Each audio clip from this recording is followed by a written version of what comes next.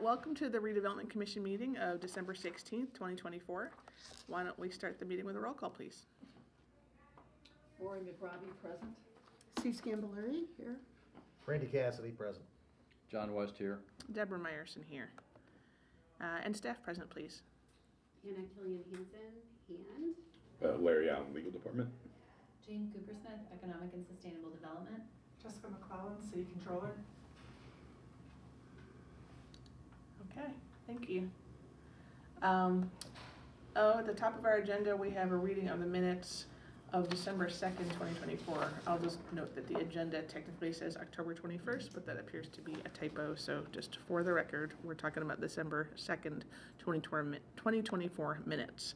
Any questions or comments from commissioners? If not, I'll entertain a motion. I'll move approval of the minutes for December 2nd, 2024. Second. A first and a second, all in favor say aye. Aye. Aye. Any opposed? I have to abstain, I wasn't Okay. here. Okay, so we have 4 ayes and 1 abstention. The next item on our agenda is the claims register for November 8th and November 22nd, 2024. Any questions or comments from commissioners?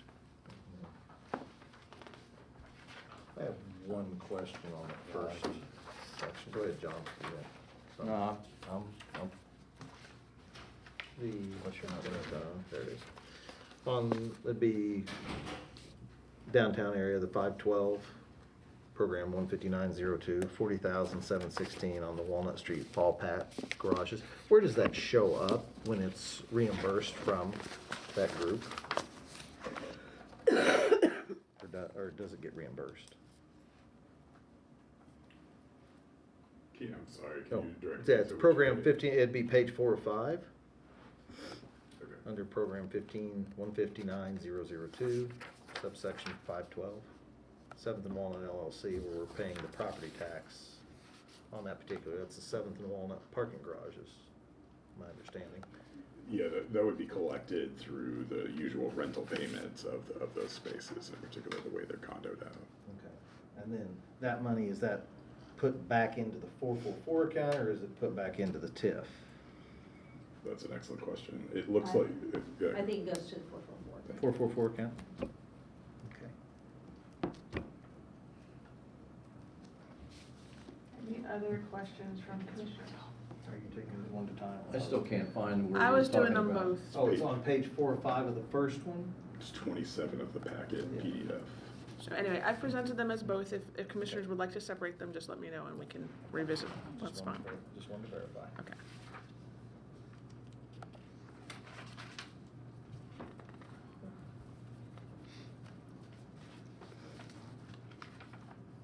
Give it just a sec if there's any other questions.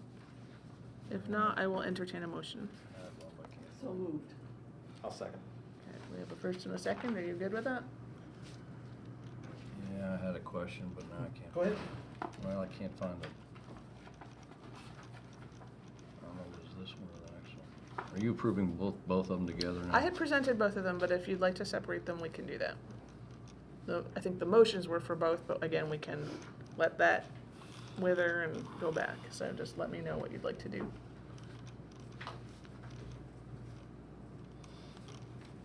Just go ahead. Okay, so we've got a first and a second for both claims registers for November 8th and November 22nd, 2024. All in favor? Aye. Aye. Aye. And none opposed, passes unanimously. Next on our agenda is the payroll register from November 27th, 2024.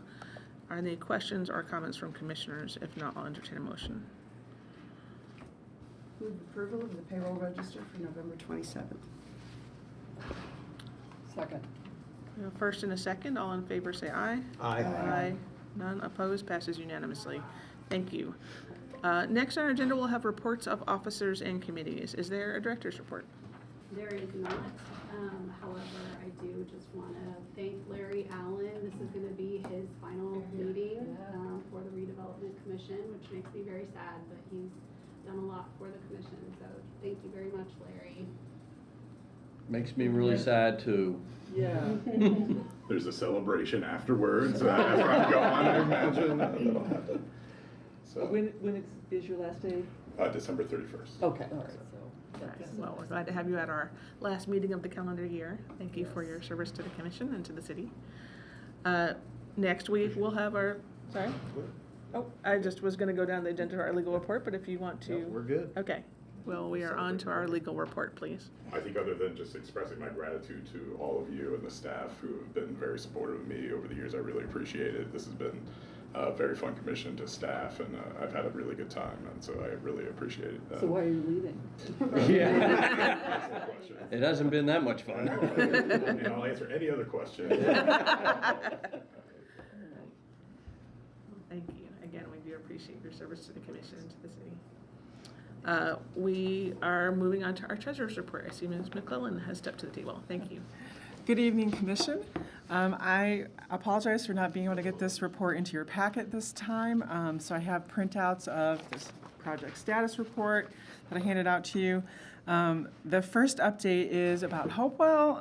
The remaining balance of our open POs through the RDC is $5.4 million. But that is going to, the final payment to IU Health for the old Bloomington Hospital site is going out this month, and that's $2.5 million. And so that amount is going to go down significantly. The remaining open POs that we have are mainly the retainage for Milestone, and then some ongoing management contracts that we have, like with JS Held and U3 Advisors, and a few other just kind of a few smaller engineering things and maintenance things that we, that are kind of coming to a close, and security. There's some environmental remediation we need to start bringing to your attention, but other than that, we don't have a lot. We're not going to have a lot going on with Hopewell expenses after we close out the Milestone project. So it's a chance to start talking about how do we head forward next. And that's really just what I wanted to bring to your attention at the end of this year. Is that our main project is sort of really wrapping up in 2024, and we have, I think, exciting to look forward to new things. Everything else is just small things that you've approved throughout the course of this year's meetings, and I'm happy to answer any questions. We still have adequate funding. Yes, and we definitely have adequate funding, and we should be getting 8 or 9 million this month from settlement. Will come in this month. Yes. And That goes to the consolidated TIF fund. Okay. Is that, as you get those fall settlements, do you break those out into each one of the TIFs? Yes, we do. To identify what the revenues are going to be in each area? Yes, we do. Mm-hmm.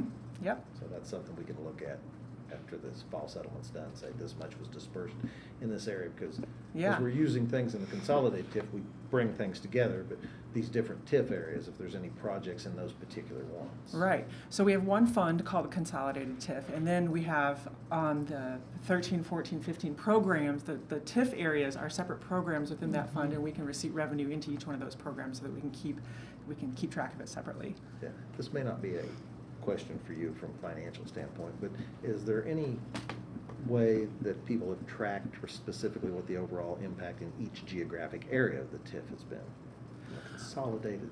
From a consolidated standpoint, because as we put forth the park at Hopewell, Switchyard Park and such. I know we don't have that. Yeah. That's a great question for It was just our financial. Yeah, I'm just curious. I don't want to overwork.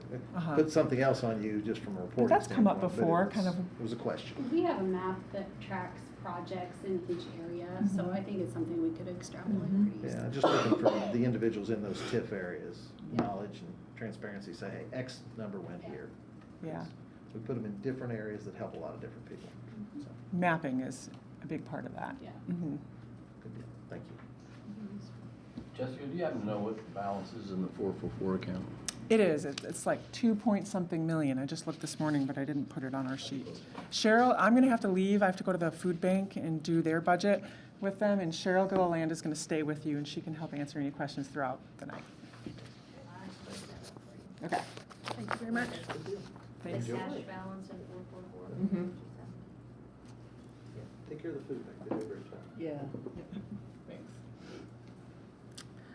Next on our agenda, we have a business development update. No update today. Okay, thank you very much. And next we've got Hopewell. Do we have, oh, I see Mary Kaprinsky's on the line. There's nothing majorly to report, except that we did receive 3 responses to the public offering on Hopewell South. You 3 advisors are reviewing those now, and we hope to be back with a report to you on that sometime after the first of the year. Great, Otherwise, I'm available for any other questions.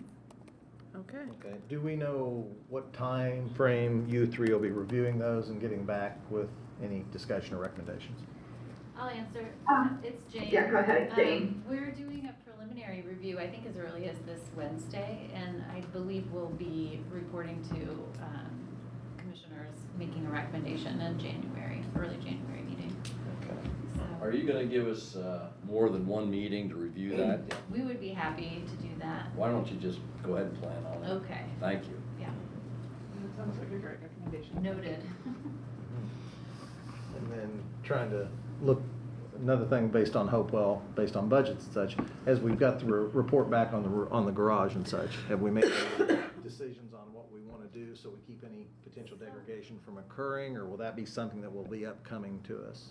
I'm sorry, so it's more of a security question? Well, not just a security question, but also, you know, we had funded a study for what needed to be done with the garage, and I don't know, nothing's been said in regards to where that happens to be, or Yeah. if there's. We have a great study, or I don't know if it's a full study, but it's a summary, it's a report summary that describes what needs to be done to the garage to bring it, actually more than bring it up to functionality, it's to make improvements, to make it usable for more modern living. Right.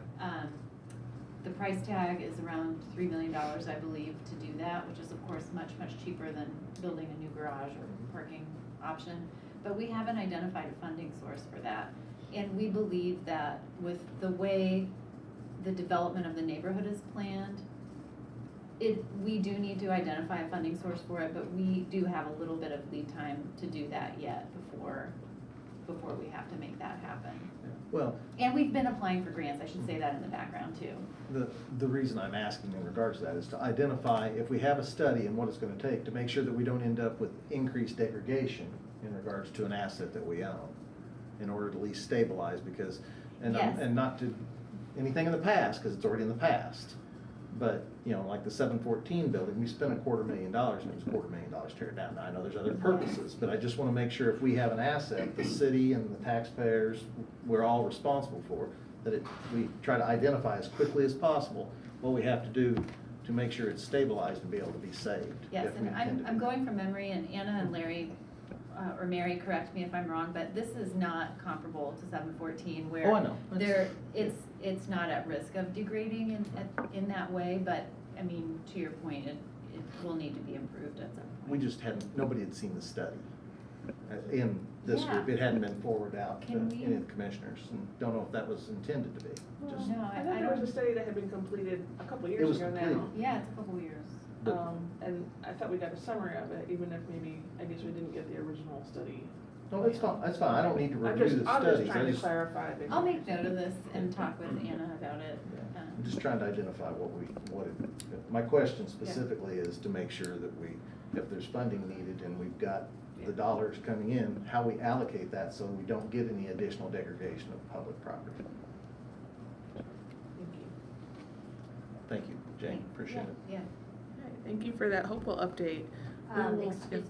Sorry. Could I respond to your 444 balance question? Yeah, that was me. Currently, your balance is $1,997,846. Can you say that one more time? $1,997,846 as of today. Thank you. And I don't know if you can convey this to Ms. McClellan, but I'm just thinking, even though that this handout we got is entitled TIF Project Status Report, I think it would be valuable to have the 444 balance on the same report, if that is possible. So I'm just Oh, sure, yeah, suggesting that, you know, it's Okay. great to get this on, you know, at this update regularly at meetings, but just to Mhm. include that on there would kind of take care of that. I think that would be useful. Okay, yeah, I'll ask her to add that. Thank you. Okay, I think it's time for us to move on to some new business. We have next on our agenda, Resolution 24-88, the approval of a lease for The Forge with Branch Fire Incorporated doing business as Folia. Who would like to speak to that? Thank you.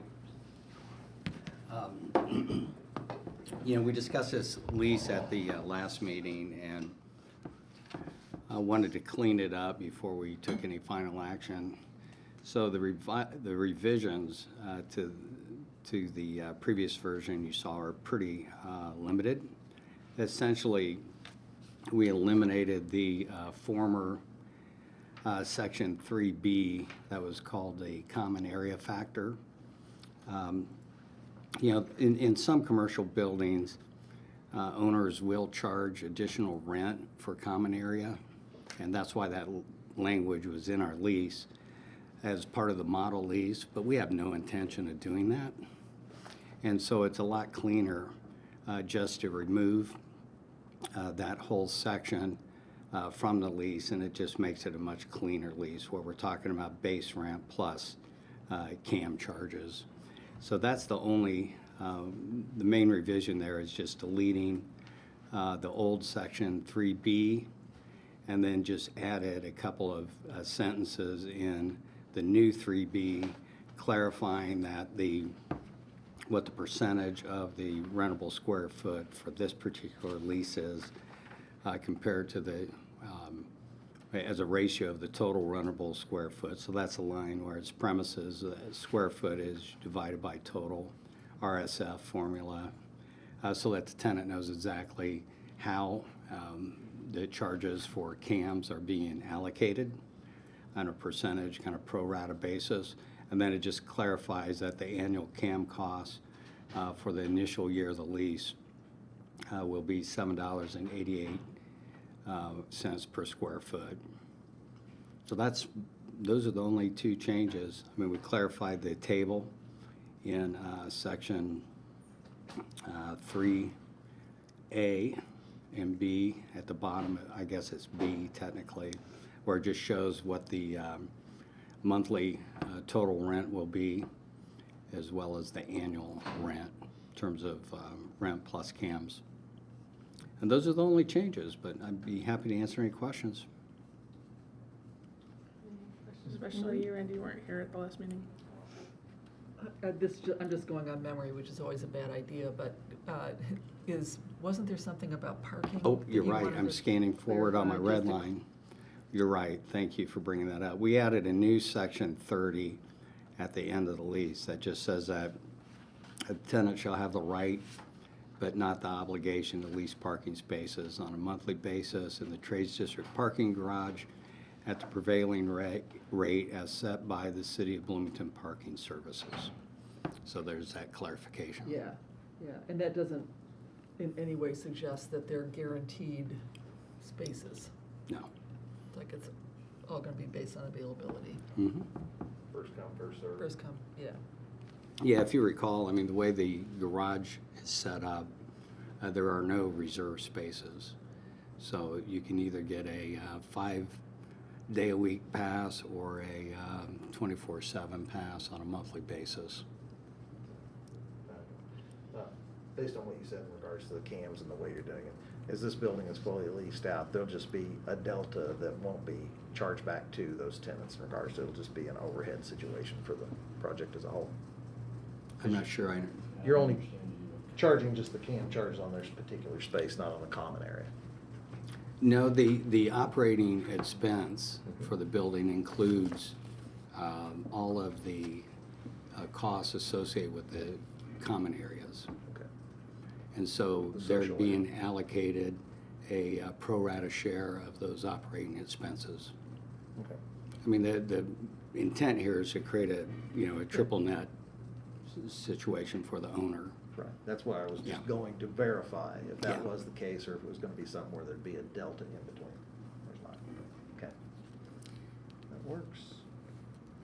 How does the cost per square foot rent for the commercial rent compare with just comparable spaces in the community? Because I don't have a good barometer for that? It's at the high end of the market, but there's not too many comps in terms of new construction, multi-tenant office buildings. Downtown. Yeah, especially downtown. How about for the cost of tenant improvements, $175 a square foot?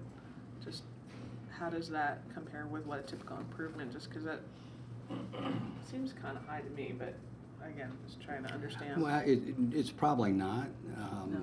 You know, I mean, it's hard to say right now because the market's kind of crazy.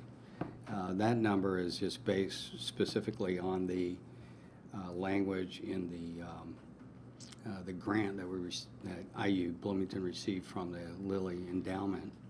Oh, so that actual That's what's budget driving is, I understand it's being paid for by the grant, but the actual cost per square foot Yeah. is prescribed by the grant as well?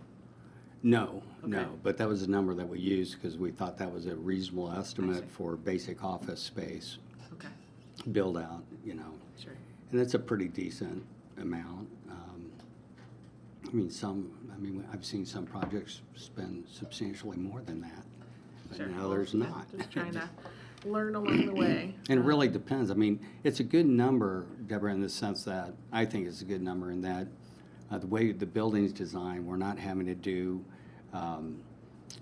pantries, we're not having to do any kind of plumbing or bathrooms or anything like that as part of the premises for each of the individual tenant spaces. So it's mainly flooring, ceiling, demising walls, lighting. So I think it's a good estimate. Okay, thank you. It might be worthwhile pointing out that without the grant, this is not what this would look like. Okay, Yes. In a typical landlord-tenant relationship, when the tenant asks for tenant improvements paid for by the landlord, they don't typically get $175 a foot. No. yeah, I figured that much, I just wasn't sure in terms of It's just a even how healthy that subsidy. figure was devised, you know, again, understanding that there's a more And unusual. I don't want to misquote myself, but I think if you go back to the Trades District garage, the commercial space, I think we're in that ballpark. Okay. Any other questions or comments from commissioners? Any public comment this evening on this resolution? Seeing none, I will entertain a motion. I'll make a motion to approve as noted. Second. I have a first and a second. All in favor say aye. Aye. Motion carries unanimously. Thank you. Thank Hope you. to see you again in January with more of these. Excellent. Is it going well? Going well? And you're gonna basically use the same format, right? It is. It's the model lease that was approved by the EDA, so, you know. With the changes that we've made over the past couple months. Yeah, with the changes we made. So, I mean, there'll be some minor, you know, things based on the specific tenant, but nothing Right. material, especially not the commercial terms. And everything's good with the EDA. We don't have Yeah. any hoops or jumps. This will be a model lease that we can utilize moving forward with no EDA issues. Right. Perfect. Excellent, thank you. Cool, thanks. Happy holidays. Same to you. Next on our agenda, we have Resolution 24-89, approval of conveyance of Hopewell Core Building to Bloomington Housing Authority. And who would like to speak to that? I'm happy to take the first shot at this, and then anybody else can fill in some details. So this is the conveyance agreement for the core building, which was maintained the original hospital site. This is the original hospital to the original hospital site that we maintained after the RDC purchased the entire legacy hospital site from IU Health in 2018. This has been a deal that's been pending for a long time. Brinshaw, as you may recall, was one of the early respondents to a very early RFI to see if it was feasible even to redevelop this building into affordable housing. They believed it was, and they formed a partnership with the Bloomington Housing Authority to make this happen. Last year, we had a formal notice of offering in which they responded. The structure of this particular deal is essentially that the RDC would convey the real estate and the improvement, the existing improvement being the core building, to the Bloomington Housing Authority at essentially no cost. There's a nominal consideration of $10 as part of the conveyance agreement, but it would go to BHA.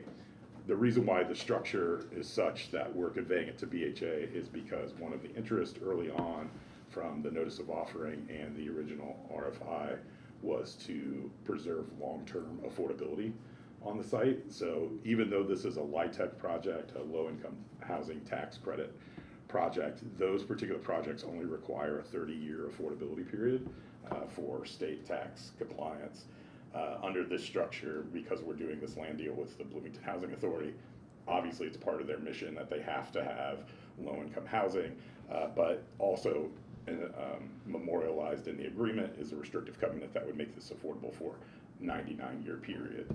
So BHA would receive the property, would own it essentially as kind of acting like a land bank or a land trust in this case, and then they would lease the improvements to a limited partnership that is formed, which is a partnership between BHA, the financing authority, and Brinshore all together, making up the general and limited partners, and the limited partnership would own the actual building itself. They're going to construct a new part of the building, which would make up the bulk of the housing, so you have some adaptive and historic reuse of the current building, which has been designated historic, and then you also have a new building that would comply with the affordability. And when we talk about affordability for this one, it is at 80% of the adjusted median, the area median income or below. So that's the affordability level that we have here. With 9 units, I believe, lower than that. With 9 units. 50% AMI or lower. Yeah. The hope is, and what we've been working towards, so Brinshore and BHA, that partnership they were awarded their tax credits last year. So at the end of last year, we've been working through to get this deal done through a bunch of hoops that I know that we've kind of kept you apprised of along the way, including the federal environmental analysis, because we are subsidizing this particular project with HUD issued home funds through Anna's department. We are targeting, because technically under the LIHTC program, they need to have site control by the end of the year.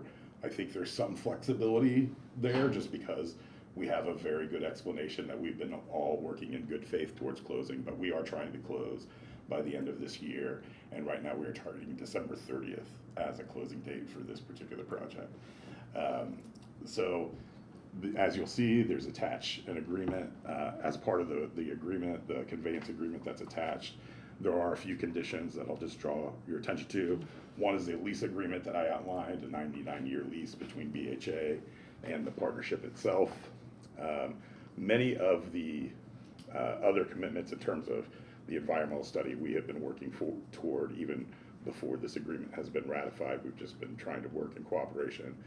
There is also another matter that kind of came up towards the end as we shifted the project to construct Jackson Street and to widen Rogers Street on either side of this project. What became clear is that we are not going to be able to maintain the large trees in front of this building.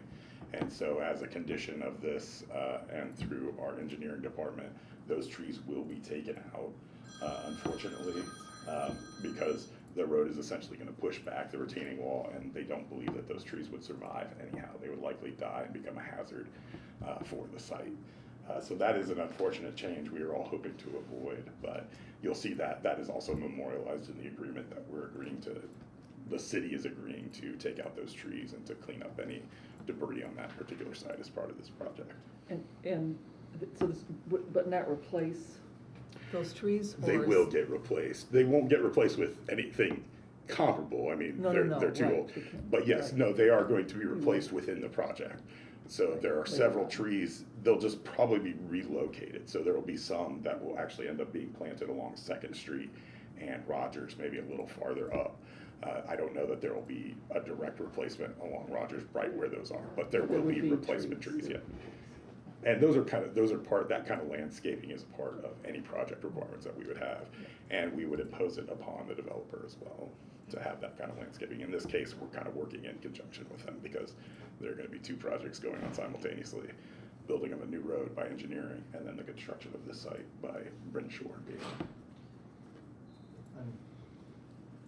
Under that condition, I was looking at the condition of real estate in there. It says it's on the east side, Yeah, but that's not Jackson Street, that's Rogers Street.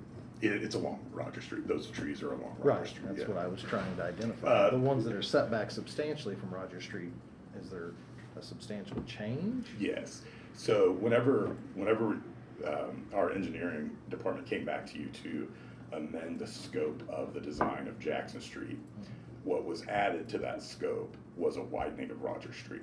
So in fact, you're getting street work on both sides as a part of that single. So it's under the Jackson Street project. But it's actually Rogers Street that'll be getting a new retaining wall. Yes. On the east side. Yes. And a widening. Yes, correct. 'Cause that's And what that was taken into account, like, for the platting. So if you go through here, I included the plat so that everybody could see where this parcel Okay. and the new boundary is. That boundary already took into account the widening of Rogers Street, so. Yeah, so we're fine on the legal standpoint. From a plat standpoint, it's a matter of Jackson Street is paying for an improvement in that area that will encompass Rogers Street. Correct. So. And that part is part of our Ready 1.0 grant that we had, and that has been approved by Ready. So all of those changes were approved both by the RDC and ROI as part of the Ready process. So essentially, from Hopewell's budgetary standpoint, we don't have increased budgetary based upon this condition. No, that's correct. It's folded within that project. Okay. Larry, the closing in part is determined by the timeline of various conditions to closing, so that starts in section 3. Yes. Just briefly give us an idea where we are with those conditions and whether they're really ready to go. Yeah, so title commitment, we need to get the title insurance in the hands now. If this is approved tonight, to trigger that formally, we believe that we can get that very quickly in the hands of the purchaser, so we feel very comfortable with that particular one. Obviously, the approval of the redevelopment commission is happening right now. The feasibility period, so the survey, condition of the real estate assessments, that's the part where we've actually been working cooperatively along this time, and we had granted Bryn Shore and BHA special access to the real estate so that they could be working on that already. And in fact, they have to their own satisfaction worked through each and every one of these. So they have a financer lined up. Those financing agreements are ready to go / we're in the final comment stage as of this week. Economic incentives, as I mentioned, the economic incentives that are being pursued are the home funds, and that's what we agreed to. There are no other economic incentives, I don't believe, that we anticipate on this project. Government and land use approvals, that's working its way. So they just went to the Historic Preservation Commission, and they received approval. They've also had the Plan Commission approvals for that as well. And I don't believe, because we were updating the plat, I don't believe they exercised their right to have their own survey done of this particular real estate. They're relying on the platting that we just recently did for that. I don't know if you have other information about that, but that's the latest I had. Okay. And then I'll go while I'm on a roll. Section 4, there's retention requirements, and through the course of many meetings, a lot of these I recognize, but just capture it in kind of in one comment. Are we lined up with A, B, C, D all the way down, and we're good with everything that is to occur? Yes. In terms of the renovation schedule, honestly, 4A there, which is on page 67 total of the packet, is what we're looking at right now, but 4A, that renovation schedule is as conservative as we could possibly be. They actually, to meet the LIHTC requirements, they really need to have site control as soon as possible before the end of the year, or very quickly into January. And part of that site control, they also need to move some dirt. So that renovation schedule, in terms of starting work, they are eager and ready to start work. I know that we've already received a request for them to, for their contractor to be on site as soon as possible after January 1st. So that's going to be on schedule. Historic preservation, as I noted, This has been designated, the alterations have been approved, the design has been approved through that process, so we're good. And then in terms of the intended use and the use restrictions, you know, really we're just memorializing here what we had in the offering and what the agreement is, and so making sure that that structure mirrors what was told to us that they were going to do, which is VHA again is going to be the landholder. They're going to ensure long-term affordability on the site. So that's what we were concerned with, and you see there where Anna had noted the 9 units that are below 50% of AMI. Those commitments have been made as part of that. And similarly, so finally the 4D, the lease, this is something we requested from them originally. You know, they were like, well, the lease is our thing, and we were like, we want it all together so that we can see what commitments you're making to each other. And so we've updated the lease, and it'll look like what it finally looks like between those two parties. So we actually, Brendan and VHA have been working very hard, and they've been good partners in this. And I know Anna has been doing, honestly, a fantastic job of coordinating all those many partners and their interests, and also trying to communicate all the many moving pieces that have been going on. So. Yeah, and just as a correction, it's 9 units at 30% AMI and below, and Oh, the sorry, remaining at thank you. 50% AMI. Yeah, thank you, sorry. That's okay. So essentially, we're buying, just to clarify, from a dollar, or from a standpoint, we got 38 units. That's the final amount, number that will be there. Mhm. At an $18 million build. Mhm. 99-year lease. 80% of AMI at this point, or 50% of AMI, and then 9 units at 30%. So as we look at our AMI, is that as of today, or will that adjust as time goes on? HUD adjusts their AMI annually, so, but I think you can be assured that these will be for voucher holders. Okay. So this will be for HUD This is voucher. true affordability, yeah. And I guess where the 80% of AMI comes in, I'm sorry, is about the difference between their initial compliance period, so that period when they're under the tax credit program, and when they're outside of the tax credit program, so that it will shift over the lifetime of this lease. So there's Tax credit would usually 60%, right? Anyway. it can be, yeah, we have a more restrictive, which we were able to agree to. So when we're talking, as we go through this, you know, did they give us a letter today for financing? Because it says they'll have a letter to get no later than 12/16, which is today. We have a letter from their financing, I believe, Okay. yeah. Just- It came in a packet of materials that we had. Yeah, I just didn't see. Okay. And then economic incentives, what are we talking about? I mean, it's not gonna come from redevelopment, so it'd be under home loans, or it's just the LIHTC? LIHTC, and then we're subsidizing with 1.2 million of home funds. Okay, and, because I'm trying to get my arms around the whole structure.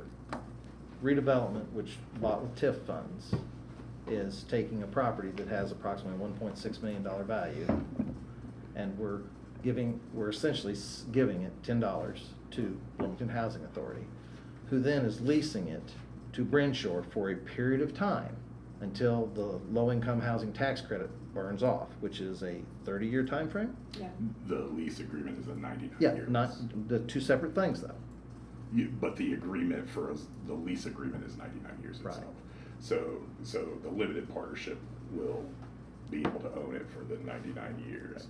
There is an initial compliance period of the LIHTC period, but that doesn't overlay with the lease exactly. Because the 99-year lease is what will be the superseding Yes. item between that limited partnership, of which if something happened in limited partnership, then Bloomington Housing Authority would end up with it, because that's who will be Correct. overseeing the project as a whole.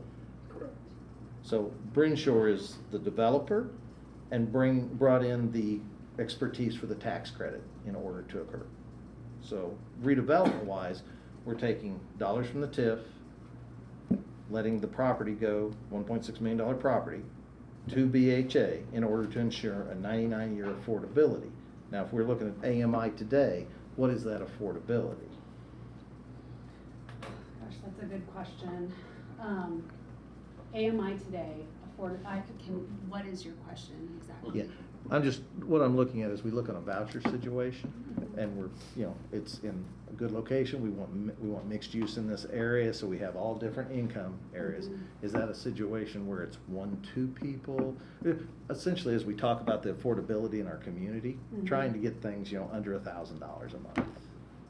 Well, it's gonna be 30% of their income if they're using vouchers, That's a question I'm asking, because this is an area that I don't have a lot of expertise. 30% is also known as unhoused. So Okay. and 50% is Okay. gonna be Section 8 or voucher holder or comparable. So this is truly affordable. You're not gonna get anything lower than that. Okay. Okay, so that's the basis of the agreement.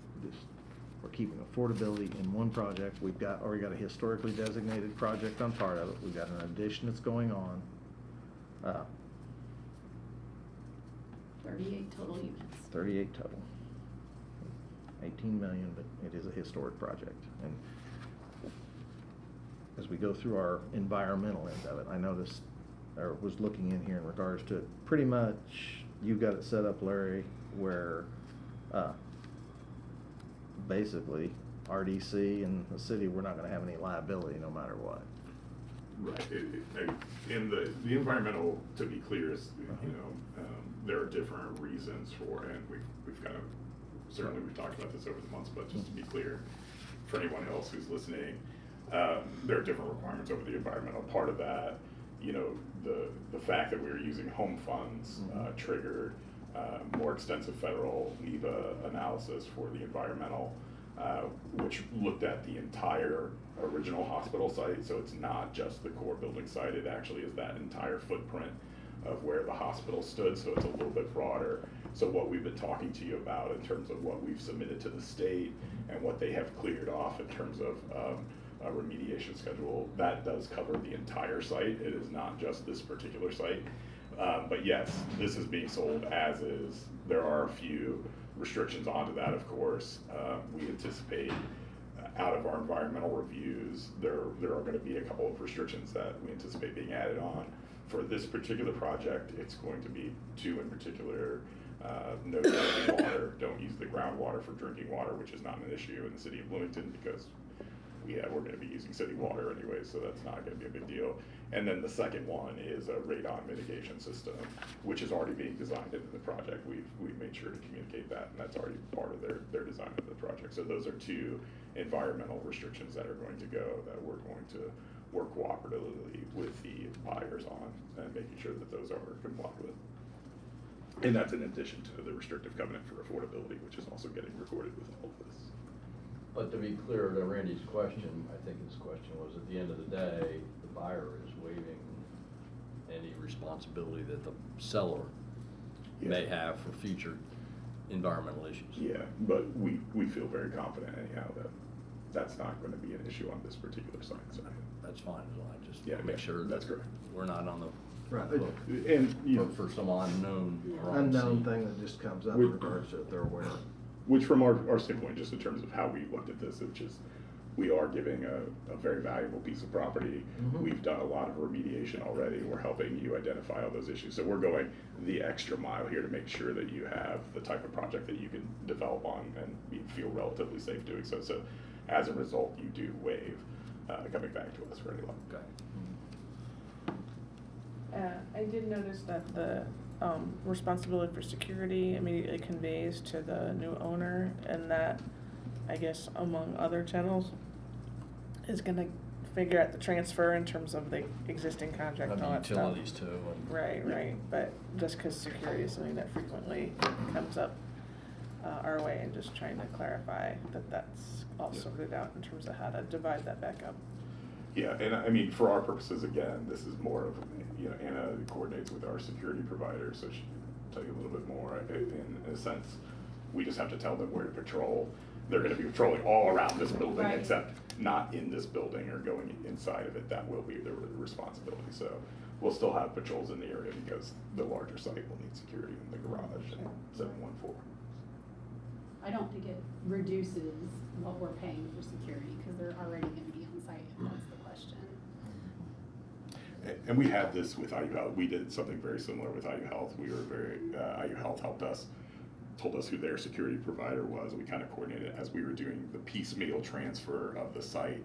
We took over security progressively, just as a history. I know you know this, but like in terms of the history of it, we took it over progressively. IU Health had patrols on their area. We had patrols. The fact that they were overlapping, we felt more comfortable with, you know, just, and I think that's what we're gonna end up with here, which is nice. Any other questions or comments from commissioners? I'll just bring this to your attention. Packet number, page number 105. It's the restrictive covenant, which is an exhibit. Yes. There's a typo in the third whereas. It should be owner and RDC desire, not It says RC. RC. Yeah, thank you. I'll make sure that's corrected in the final closing packet.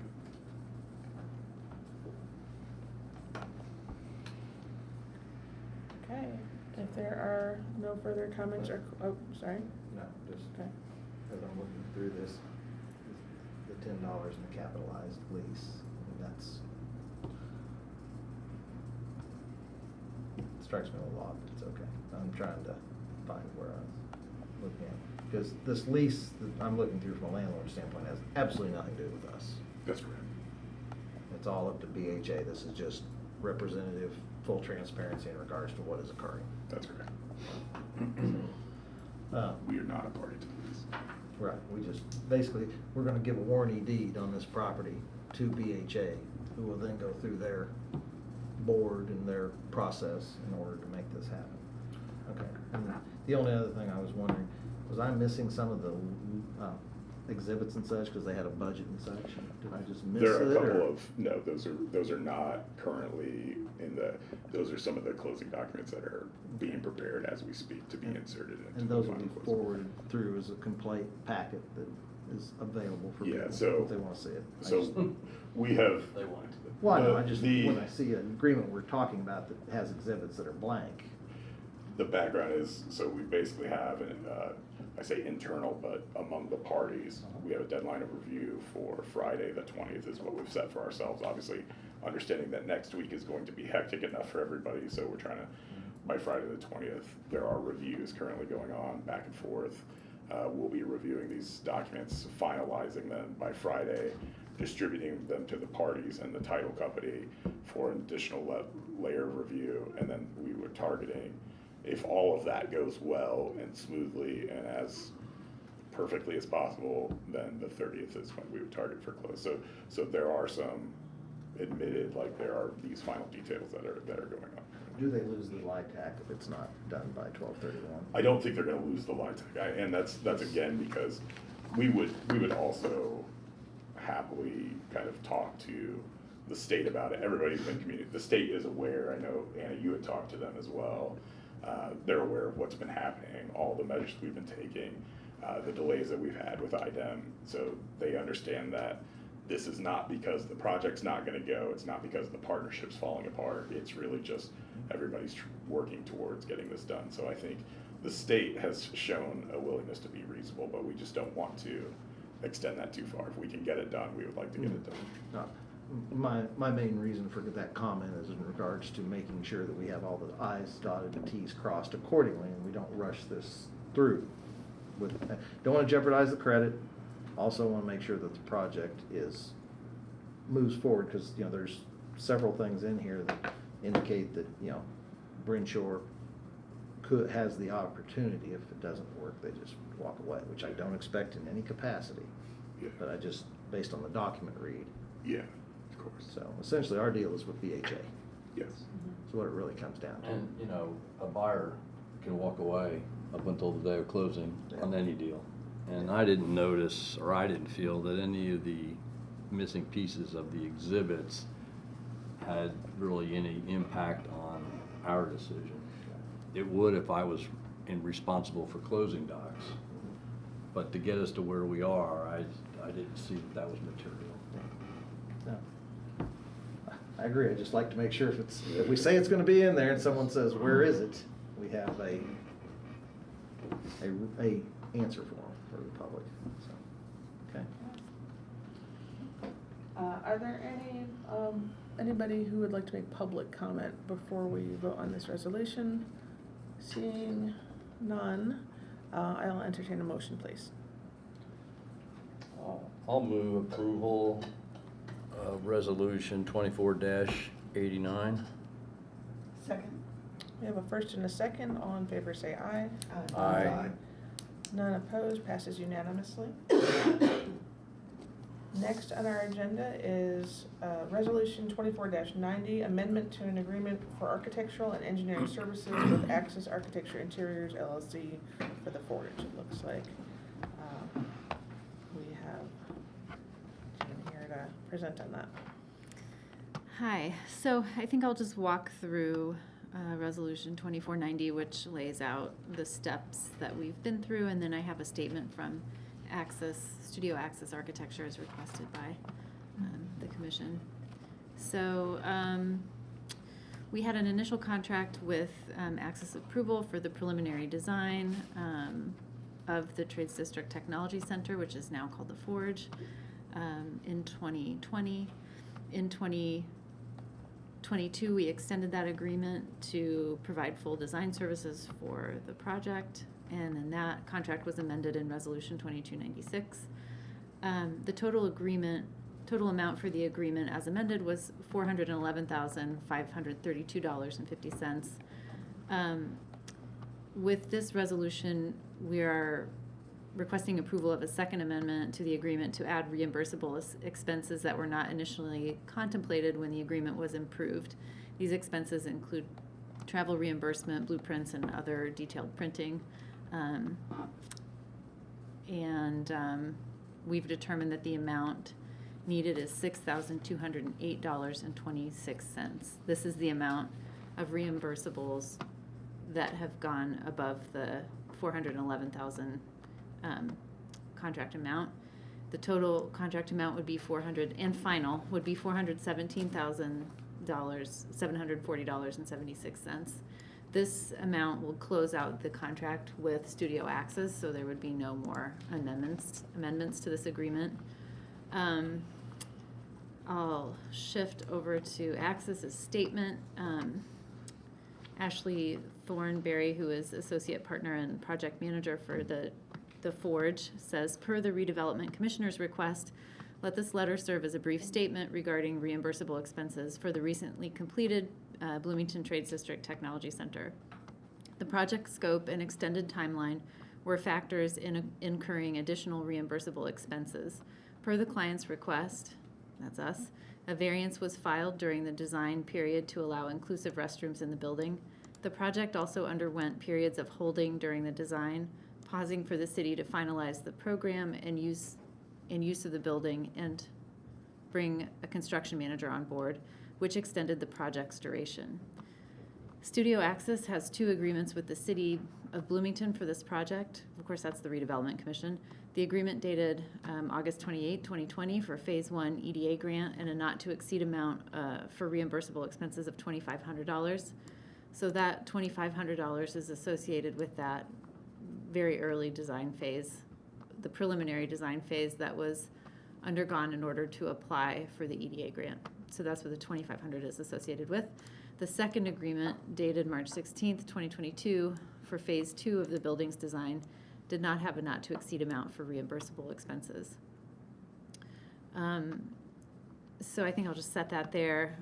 From our perspective, again, this is a bit of a mistake on, well, it's not really even a mistake, but we read the agreement as the $411,000 being all-encompassing, and they read the agreement as the reimbursables being on top of that amount, and they believe that we were just agnostic, or that we were just silent in the contract on the amount of the reimbursables. So I don't think that there's any abuse. I think there's just genuine miscommunication, and the size of the expense is explained by the items that the project manager details in her letter. Okay, I'll set that there and be happy to take questions. Did they do the work? Yeah, I mean, it's a beautiful Yeah. building. Yeah. They did the work. And they explained, I mean, they gave us a Explained. listing originally of the additional expenses, and they explained basically, as we talked about last time, that the project went longer, scope was changed. You know, and I'm not gonna not approve this, but your statement about the miscommunication, a contract's a contract, and the contract did not include reimbursables, clearly. Correct? You can't, I mean, unless it. Larry might be able to. Unless it included it, and then it just did not give an estimate. No, that's correct. Where Jane is talking about in terms of the confusion comes literally from the way Bryn Shore's proposal was structured. So, Accesses. sorry, thank you. Bryn Shore on the brain. Yeah. Okay, Larry, maybe it is time for you. Yeah, that's a good point. Access's proposal was structured in such a way that it could be an agreement. It's not an agreement that we as the city can enter into because we have mandatory clauses that we always have to enter into. As part of their proposal, they did propose reimbursable expenses. When the contract was written, it was written by another attorney, so just in terms of, I don't have intimate knowledge in terms of what was the back and forth. But in reading it, our contract should have supplanted that in terms of the language, and it has a clear not to exceed amount. I think Bryn Shore understood it as an acceptance. Access, thank you. Jeez, wow, it's gonna be a long night. Access understood it as an acceptance of their proposal, including the reimbursables, even though there was language in there to say this is the not to exceed amount. The contract does not exceed this amount, and we should have, along the way, in terms of what Jane's saying, like the normal way we would do this is along the way we would have an amendment to go ahead and memorialize. If that had been caught earlier, we would have had an amendment before this point to kind of memorialize, hey, here's the additional amount of work that they're doing, here's the additional amount of driving down. It is causing additional expense because this project did take longer. There were redesigns, there were a lot more public events than they had anticipated initially. So Yeah, that's the difference in the contract language. I have to acknowledge my role in approving and paying the invoices without being as familiar, I guess, with the contract as I should have been. I believed that we were supposed to be paying those reimbursables. So in an alternate reality, I would have caught that earlier on and asked questions before we hit the not to exceed amount.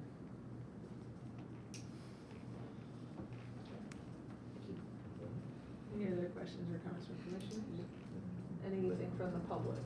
Not seeing any, I will entertain a motion. I will make a motion to approve as noted on resolution 24-89. And 90. Second. Second. 90. Resolution 2490. the first and a second on 24-90. All in favor, say aye. Aye. Passes unanimously. Thank you. Thank you. Next on our agenda tonight is 24-91, resolution for the approval of encroachment agreement for the Forge, also known as the Trades District Tech Center. Who would like to speak to that? Hi, Maria McCormick from Engineering. Thank you. So this is an encroachment agreement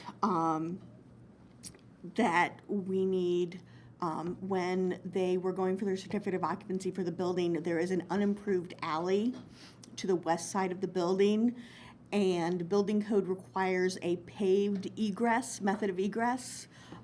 So they were required by the Monroe County Building Department to put a sidewalk in the alley to get their certificate of occupancy.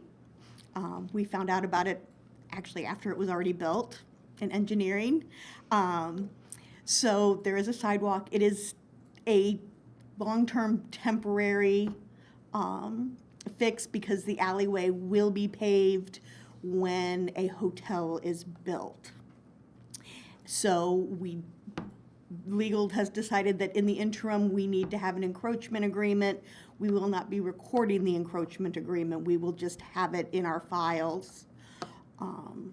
And there's a little drawing that should be in the packet that shows the little sidewalk that comes out into the alleyway and then goes to the paved street. And that was because Bobby LaRue at the Monroe County Building Department required them to have a paved method of egress from that side of the building. And it's in the city's right-of-way.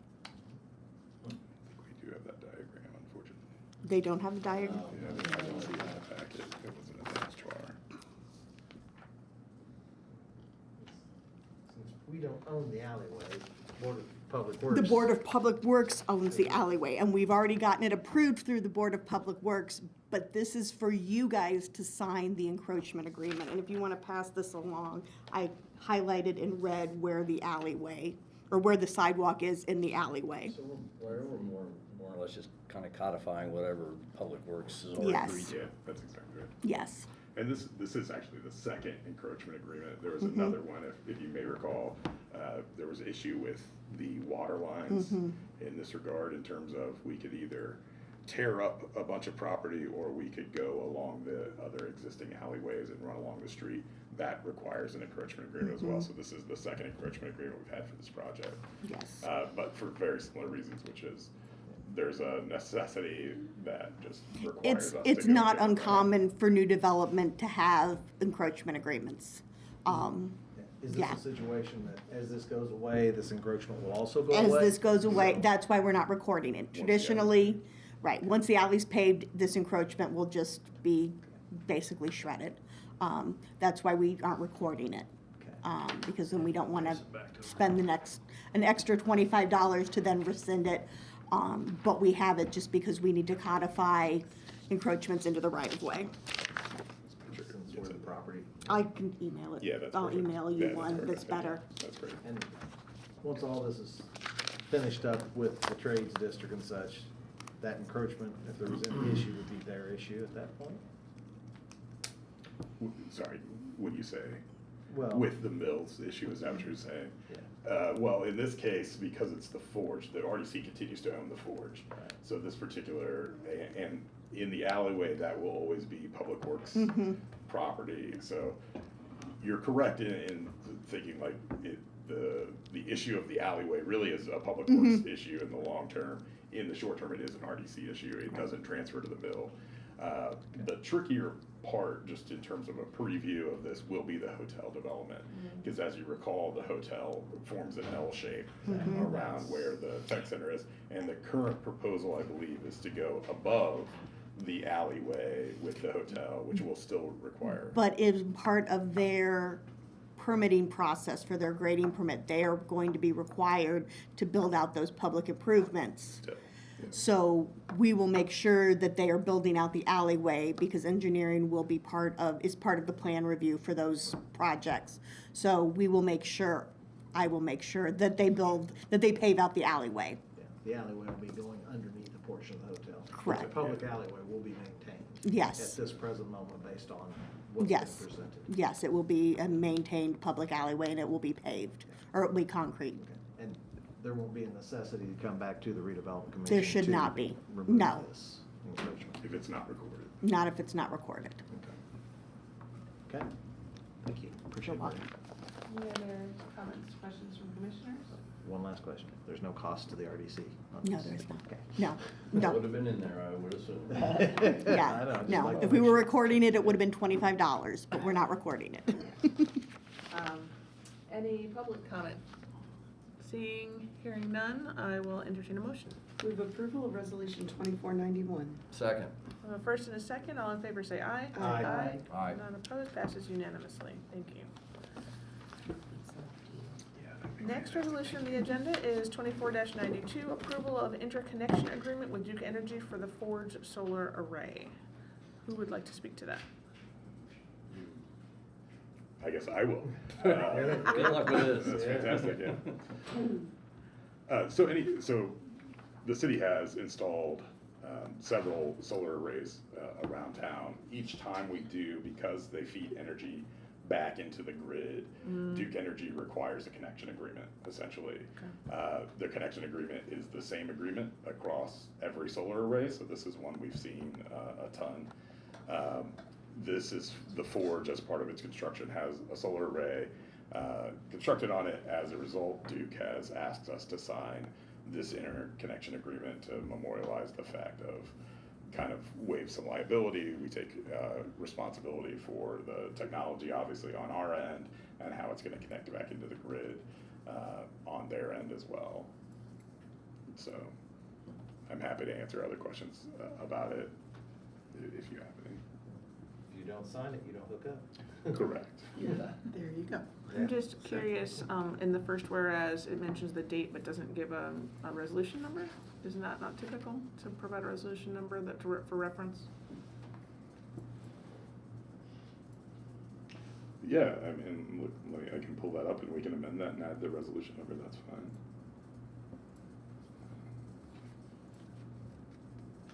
I think for the Forge,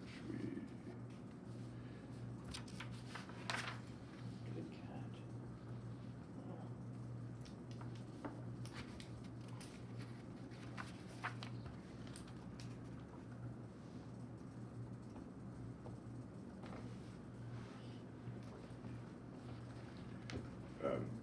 by a short way of explanation, I have to search other individuals' files for where this is particularly safe. So just give me a moment. That's fine. It's not my resolution because I was not on this project for a long time.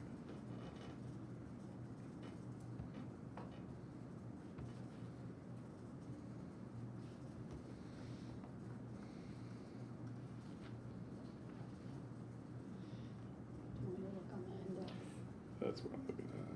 It's, on this index? yeah, if you want, that'd be great. August. Can we approve it? Yeah, approve that Knowing one too. that that's gonna get added. Yeah, I mean, we could say, you know, I mean, if you can find it, great, but if you need more time, we can make some verbal annotation that can be added in later. 2020. You're talking about the original project review form, correct? And that's the resolution on August 3rd, 2020.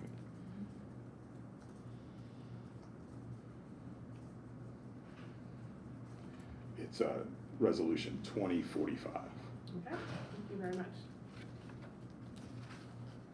Okay, so, any other comments, questions from commissioners? Any from the public?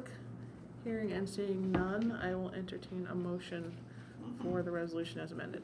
Move approval of Resolution 2492 as amended with the resolution number from August of 2020. Second. We have a first and a second. All in favor say aye. Aye. Aye. Motion passes unanimously. Thank you. We are next on to Resolution 24-93, approval of payment for the 4th Street parking garage repairs. Who would like to speak to that? I can also do this one as well. We're gonna miss you next I- You're gonna be so bored. You'll have all these typos corrected, it'll be great.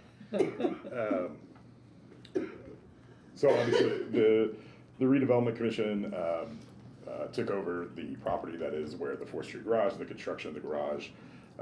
We issued TIF bonds, TIF revenue bonds to pay for the construction of the 4th Street garage and also the Trade District garage.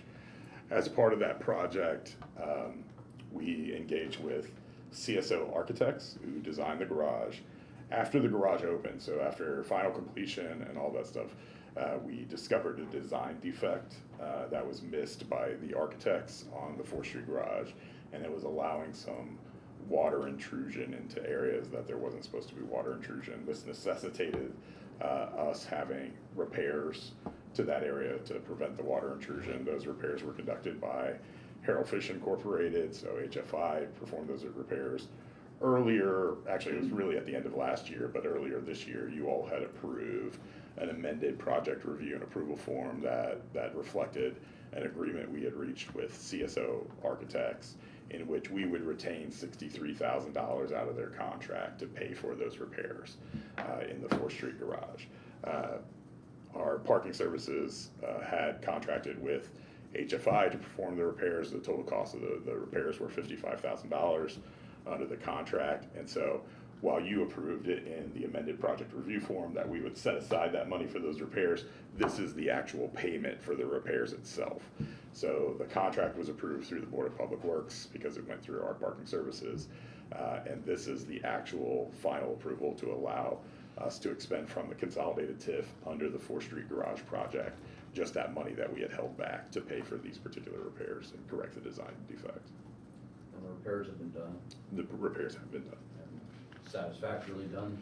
As far as I understand from our parking services, yes. and we got 63,526 that came back. Where did it go? Where did the money go in, and where's the 55,000 going? Is that a 444 account? Because In reality, it just never went out. So in reality, we just didn't pay. There was a final payment application, right, and there's retainage as part of those contracts. We just never paid out that 63,000, so it just stayed within the consolidated TIF, and we just kept track of it through the project review and approval form in our internal accounting. and So then in order to get this corrected at 55,000, it's coming out of RDC instead of parking. that's correct, yeah, because that's originally where that Yeah. money Now, stayed. has it already been, the 63 never went out, so we've still got a project open on the 4th Street garage. Is that correct, or has that been closed out? A No, PO. project's been closed out. It's been closed out. Okay. So there's no open PO for CSO. Right. Yeah, that's been closed out. Once we had that agreement, we were done. Okay. They understood that they were done, their obligations were over at that point. And now this is gonna be a new PO for this particular contract, this particular invoice. Okay. We're just memorializing under this project review form. so Just we trying keep to track of identify, it. we are, Anna approves, Cheryl pays, HFI, we're not paying parking garage, are we paying into the parking fund and they pay for it, or is it just coming straight from RDC? I think it's just coming straight, cause we're just processing this invoice now. Is that correct, Cheryl? Okay. Yeah, there's just to be clear, there is a mechanism where if a city department pays for something like this, that can be covered under the consolidated TIF. Under the statute, the consolidated TIF can reimburse the city or that particular department for those expenses, but here it's just really cleaner if we just process the invoice in the first instance. That's what I'm just trying to identify, because the garage has been built for what, 3 years now? Yeah, So consequently, as it turns into the responsibility of the parking group, which does a great job, and where that money is going throughout a consolidated TIF, because it was done through a bond issue.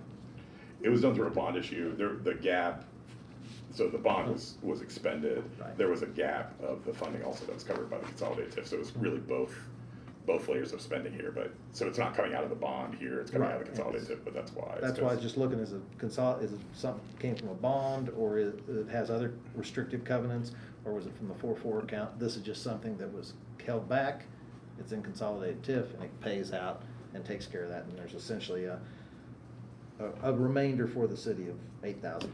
Yeah, and here, just to be really clear, because this was supposed to be part of the original improvement as built, that's what makes it eligible for the consolidated. It's not just a normal repair of something. This was an omission. It should have been included in the original project. It's part of the actual public improvement itself. So, to be Okay. really Consider clear. it capital expense Correct. versus just an operating expense. Correct. Okay, perfect, thank you. Okay. If there are no other questions or comments from commissioners, open up to the public. Seeing no public comment, I will entertain a motion. I'll move approval of resolution 24-93. Second? First and a second, all in favor say aye. Aye. Motion passes unanimously. That is the end of our agenda. Any other business that we should address before we adjourn? Looking ahead to 2025, do we Yeah. have a list of meeting dates? Usually we publish those. I'm assuming it's first and third Mondays is, Well, even prior to that,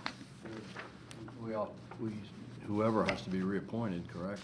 Yeah, so you should get your reappointment letters. I think council may be a little bit, in terms of the latest knowledge I have, council's working through their process right now. That might occur in January. Of course, you hold over in your position, so even if you don't get your appointment letters, you will hold over, and you're able to do that for up to 90 days. So we will still work on getting you bonded. The first meeting of the year should be January 6th. That's the first Monday in January. And that's the organizational meeting in which we'll adopt the calendar. Yeah, and so you'll see as part of that packet the list But of. if we start at the 6th, then should we assume that the next meeting will be 2 Mondays later? Yeah, the 20th. Because some of Well, us but the some 20th of is us are Martin going Luther off King away, Then it would be so. the 21st, yeah, The thank you, yeah. 21st. So if it's a holiday, it'll fall on the Tuesday. Okay. I will not be here on the 6th. I won't be available Okay. virtually either. I'm not, I'll be in Thailand. I'm not getting up. Oh, yeah. in the middle of the night. in the middle. Whatever the hell time it is. And just for the record, for the 21st, I will be getting back in from a trip and not back in time for the meeting on the Tuesday, the 21st. Do we, and I have a conflict on the 21st, and so I wonder if we need, can we shift that one more day to Wednesday? Can we? We can have Christine or whoever to. Yeah, we can out. send out. Okay, thank If you. it's an issue, yeah, of course. It'd be nice to know. I'm not around in the winter much, so. Yeah, I- what do we I try have to to do? come back We gotta for have meetings. 3 to make it work, Yeah. so 2 can do by teams if 3 in necessary. person, Yeah, yeah. 3 in person. Yeah. All right, first meeting's the 6th. All right, get that one down. And we're not changing times or anything, right? Yeah. Unless the commission would like to. You can just watch on Zoom, Larry. I will certainly consider that. Oh, yeah, right, liar, liar. I can lurk in cats, so. Right. There you go. They do a great job. You can chime in for public comment. Yeah, that's right. We adjourned. Nope. Yes, so moved. We are now adjourned. Happy holidays, Merry Christmas. Thank you. Holidays to everybody. Yeah.